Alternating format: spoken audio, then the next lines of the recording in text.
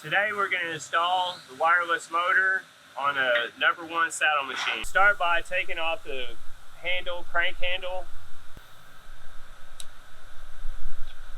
We're going to line up this shaft right here with this keyway. It's in this. It slides in pretty easily once you get it lined up.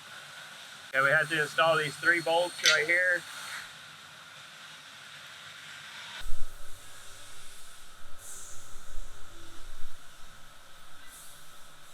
Green with green, red with red, slide it in there, make sure it's in the groove, slide it in there, tighten it down.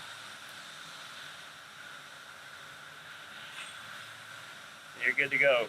Make sure it works good before we ship it out.